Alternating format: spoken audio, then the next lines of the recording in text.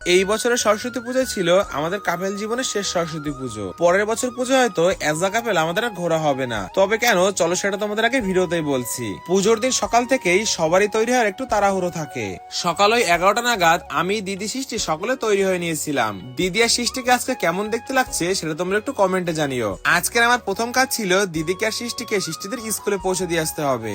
এরপরে সারাদিনটা আমি তোমাদের বৌদিমণির সঙ্গে কাটাবো। এরপরে দিদিকে আর সৃষ্টিকে সৃষ্টিদের স্কুলে নামিয়ে দিয়ে এসে আমি চলে এসেছিলাম আমাদের হেলেঞ্চা বাজারেতে। দিদিদের স্কুলে ছাড়তে আমার একটু লেট হয়ে গেছিল, আর ম্যাডাম যেহেতু আমার জন্য বেশ অনেক সময় ধরে অপেক্ষা করছিল। এরপরে আমরা দুজন গেছিলাম একটা ফুলের দোকানে ওর খোপায় লাগানোর জন্য একটা ফুল কিনতে। এই সকল ফুলগুলো নর্মাল দিনে না 50 টাকা করে বিক্রি হয়, আর আজকে দেখো একটা ফুল 100 টাকা নিল। আর এই সকল কাজ করতে করতে সকাল পেরিয়ে দুপুর হয়ে গেছে, তবে এখনো অঞ্জলিটা দিতে পারলাম না। এরপরে চলে গেছিলাম হেলেঞ্চা হাই স্কুলেতে। আমি তো ভেবেছিলাম আমরা দুজনে লেট হয়ে গেছি, তবে একদমই সেটা না। এইখানে তো দেখি পুরোহিত মশাই এখনো পুজো শেষ করতে পারেনি। এরপরে তো দুইজনে মিলে এইখানে অঞ্জলি দিয়েছিলাম। আর এটাই হয়তো আমাদের এজ আ কাপেল শেষবারের মতো একসঙ্গে অঞ্জলি দেওয়া। কারণ কি, পরের বছর আর আমার গার্লফ্রেন্ড থাকবে না, আমার বউ হয়ে যাবে।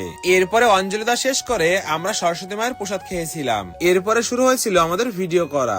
প্রত্যেক বছরের মতন এই বছর আমাদের কলেজে একটা ছোট্ট অনুষ্ঠান হচ্ছিল, আর আমরা সেখানে গিয়ে একটু এনজয় করেছি।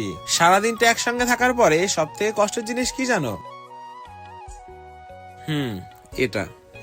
যাই হোক, আর তোমাদের কার কার সরস্বতী পুজো কেমন কাটলো সেটা একটু কমেন্টে জানিও।